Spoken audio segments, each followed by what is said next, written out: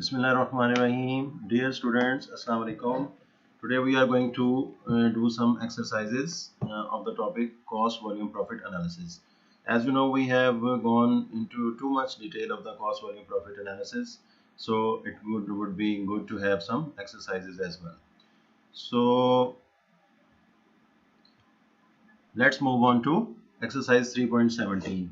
So exercise 3 chapter 3rd, this is cost accounting, a managerial emphasis by Charles T. Hongan.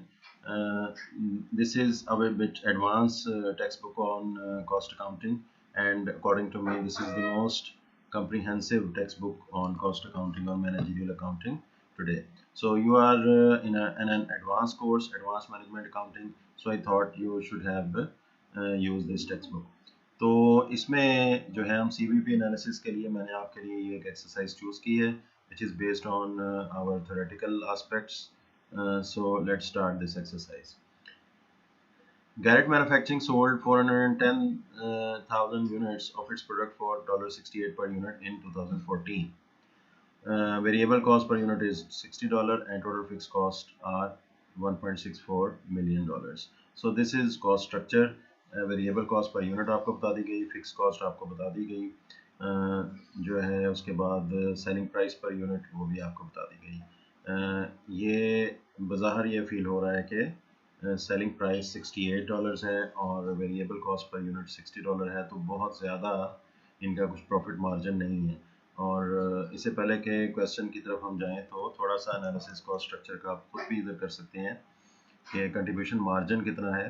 A few of your students had asked question about contribution margin, तो यहीं पे आप देख लें कि selling price 68 minus variable cost per unit 60 minus करने से $8 per unit is contribution margin per unit.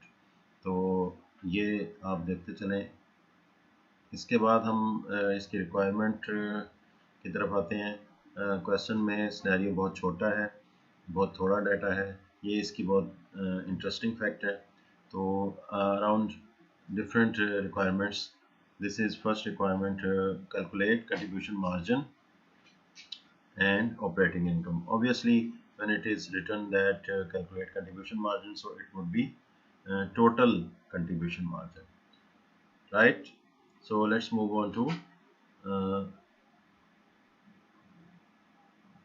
the solution of the exercise. So this is a very simple performer, and it has been discussed with you many a times in your theoretical lectures CVP 1, 2, 3.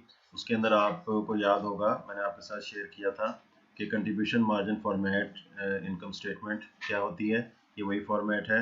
CVP analysis income statement भी इसको कह सकते हैं, variable costing format income statement भी कह सकते हैं. इसमें क्या होता है कि आप सेल्स रेवेन्यू में से वेरिएबल कॉस्ट को माइनस करते हैं और आपको कंट्रीब्यूशन मार्जिन हासिल हो जाता है. फिर कंट्रीब्यूशन मार्जिन में से आप फिक्स कॉस्ट को माइनस कर देते हैं तो ऑपरेटिंग इनकम हासिल हो जाती है. ये फर्स्ट रिक्वायरमेंट बहुत सिंपल है. असल चीज़ जो है नेक्स्ट रिक्वायरमेंट से स्टार्ट होगी. तो ये इसमें और कोई बहुत कॉम्प्लिकेशंस नहीं है. 410,000 यूनिट्स को मल्टीप्लाई किया सेलिंग प्राइस से, ये सेल्स आ गई. वेरिएबल कॉस्ट जो है आपके सामने $60, उसको भी उतने ही यूनिट से मल्टीप्लाई किया. ये आप देख सकते हैं वेरिएबल कॉस्ट आ गई और ये कंट्रीब्यूशन मार्जिन आ गया. कंट्रीब्यूशन मार्जिन में से अगर फिक्स कॉस्ट को माइनस कर दें तो जो है ऑपरेटिंग इनकम आ जाती है. इस सोल्यूशन में कंट्रीब्यूशन मार्जिन और ऑपरेटिंग इनकम को अलहदा आपके सामने सॉल्व किया गया है, लेकिन अगर आप चाहें तो इसको इकट्ठे भी कर सकते हैं. ठीक है, इसमें कोई हर्ज नहीं है. यानी कंट्रीब्यूशन मार्जिन में से कंटिन्यूटीज में जो है आप फिक्स कॉस्ट को माइनस कर दें तो ये आपका जो है फिर भी करेक्ट है, और बल्कि I think so it would be better अगर आप इस तरह से कर दें. एक ही रिक्वायरमेंट में पूरी जो है वो इस तरह से प्रिपेयर हो जाएगी. So now let's move on to B part of this exercise 317. You can think that A part was a bit warm up exercise, ज़रा आपको थोड़ा सा ज़हनी तौर पे तैयार करने के लिए. अब थोड़ा सा हम इसकी जो है असल थीम की तरफ आते हैं कि how it is helpful in decision making. Garrett's current manufacturing process is labor intensive. Labour intensive आप लोग समझ सकते हैं कि इसके अंदर लेबर का इस्तेमाल ज़्यादा होता है. Kate Shannon, Garrett's production manager, has proposed investing in state-of-the-art manufacturing equipment, which will increase the annual fixed cost to that much, and variable cost is expected to decrease to $54 per unit. आपको याद होगा कि मैंने sensitivity analysis और what if analysis के context में जब decision making में मैनेजरियल डिसीजन मेकिंग में बात हो रही थी, आपके साथ शेयर किया था कि फिक्स कॉस्ट इंक्रीज करना जो है वो एक हाई रिस्क हाई रिटर्न वाली बात है. तो उसमें जो है बेनिफिट भी है, यानी बेनिफिट इधर नज़र आ रहा है कि फिक्स कॉस्ट इंक्रीज होने से जो है वो हमारी वेरिएबल कॉस्ट डिक्रीज हो सकती है. लेकिन उसके साथ ही एक एहतियात ये थी कि अगर फिक्स कॉस्ट इंक्रीज होने से हमारी साथ के साथ सेल्स इंक्रीज ना हुई तो यही हमारी इंक्रीज फिक्स कॉस्ट जो है वो ऑर्गेनाइजेशन के लिए बहुत ज़्यादा नुकसानदेह हो सकती है. तो वापस आते हैं, ये वही चीज़ इधर नज़र आ गई कि जब एक फिक्स कॉस्ट, और इसका हम पहले ये भी शेयर कर चुके हैं, डिस्कस हो चुका है कि फिक्स कॉस्ट ऑब्वियसली जब एक नई state of the art manufacturing equipment आएगा उससे क्वालिटी तो इंक्रीज़ होगी, क्वालिटी बेहतर होगी, और ये है कि वेरिएबल कॉस्ट को डिक्रीज़ करना एक ख़ास मकसद है. उससे ये फ़ायदा हो सकता है कि हमारा प्रॉफिट मार्जिन इंक्रीज़ हो सकता है.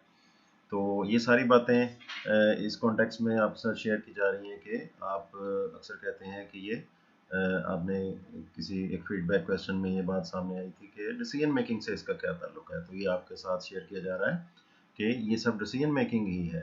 तो अगर हम एक जो है state of the art manufacturing equipment ख़रीदने जा रहे हैं तो ये एक डिसीजन है, और इसमें कॉस्ट वॉल्यूम प्रॉफिट एनालिसिस की भी ज़रूरत पड़ती है. इसके अंदर investment appraisal, net profit, net present value, NPV, IRR वगैरह के एनालिसिस की भी ज़रूरत पड़ती है, और इस तरह से सारी चीज़ों का जो है वो डिसीजन मेकिंग में इस्तेमाल होती है. सो Garrett expects to maintain the same sales volume and selling price next year. ये assumptions होती हैं, assumptions ज़रूरी हैं. ये assumptions के बगैर जो है ये नहीं काम आगे चलता. तो अब हम इसकी एक और रिक्वायरमेंट देख लेते हैं. सेकंड जो है वो पार्ट है हाउ second requirements.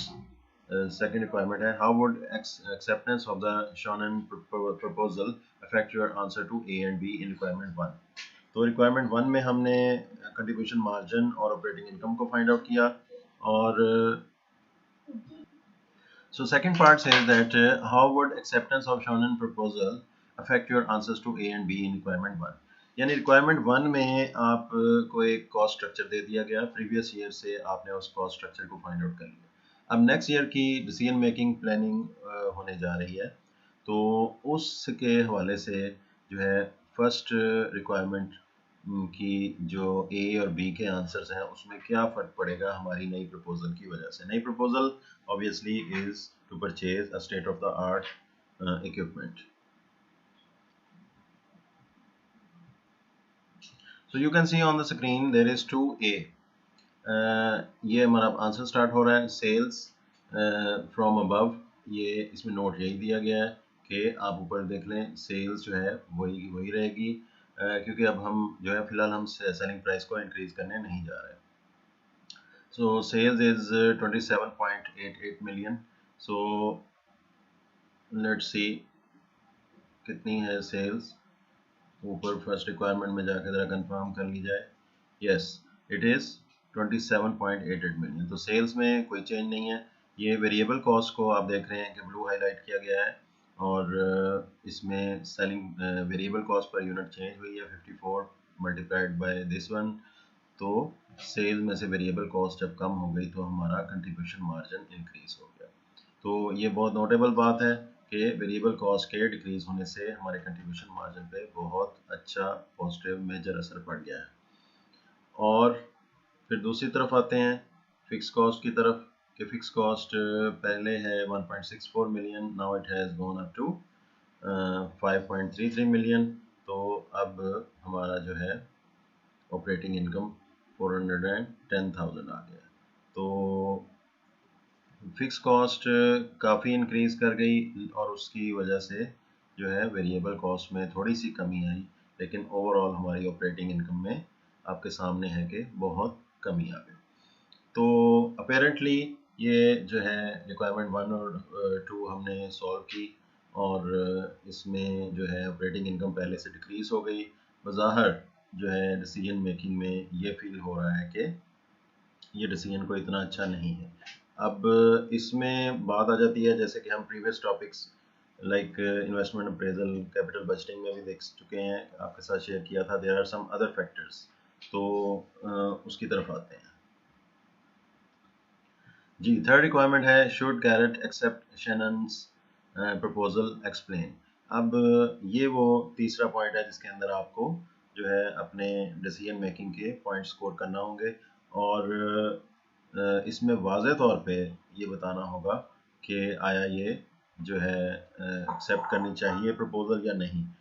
ये गिवन सोल्यूशन जो है ऑथर की तरफ से, उसमें फ़र्ज़ करें कि अगर ऐसा नहीं भी है, एक वाज़े आंसर नहीं भी दिया गया, लेकिन यह कि आपने अपनी इसको प्रैक्टिस रखना है कि अगर आपसे इस तरह से पूछा जाए कि शुड एक्सेप्ट और नॉट, तो उसमें ये नहीं है कि आप अपने उसमें आर्गूमेंट दें, डिस्कशन करें, उसके प्रोस एंड कॉन्स दें, उसके हक में और उसके मुखालफत में जो है वो फैक्ट्स को डिस्कस करें, लेकिन आपने एक वाज़े डिसीजन ज़रूर देना है, येस और नो, एक्सेप्ट करना चाहिए या नहीं। तो सबसे पहले अब हम आते हैं इसके तीसरी रिक्वायरमेंट की तरफ। Operating income is expected to decrease by 1.23 million, ये आपके सामने है कि ये इतना डिक्रीज हो गई। If Ms Shannon's proposal is accepted, अगर इस प्रपोजल को एक्सेप्ट कर लिया जाए तो हमारी ऑपरेटिंग इनकम इतना डिक्रीज हो जाएगी। अब इसमें जितने भी फैक्टर्स थे वो हमारे सामने थे, वो हमें बता दिए गए। इसमें सेलिंग प्राइस को इंक्रीज करने के बारे में हमें नहीं अलाउ किया गया। फर्ज करें अगर यहाँ पे सेलिंग प्राइस इंक्रीज कर दी जाए, और ये देखना पड़ेगा कि चीज़ की क्वालिटी पे फ़र्क पड़ा है या नहीं पड़ा, तो फिर ही प्राइस इंक्रीज हो सकती है। तो माइट भी जो है वो क्वालिटी एज सच इतनी ज़्यादा इंक्रीज नहीं हुई होगी, जिसकी वजह से प्राइस इंक्रीज नहीं की जा सकी होगी। So the management would consider other factors before making the final decision. It is likely that the product quality would improve as a result of using state-of-the-art equipment due to increased automation. Probably many workers will have to be laid off. इसमें यह है कि कुछ workers को lay off भी करना पड़ेगा, और इंक्रीज अगर इस तरह से मशीनरी की फिक्स कॉस्ट इंक्रीज हो रही है, तो वर्कर्स को ले ऑफ जो किया जाएगा उसकी कॉस्ट भी रिड्यूस होगी। और Garrett's management will have to consider the impact of such an action on employee morale. In addition the proposal increases the company's fixed cost dramatically, इससे फिक्स कॉस्ट बहुत ज़्यादा इंक्रीज हो जाती है। This will increase the company's operating leverage and risk, जैसे कि मैं आपके साथ पहले शेयर कर चुका हूँ।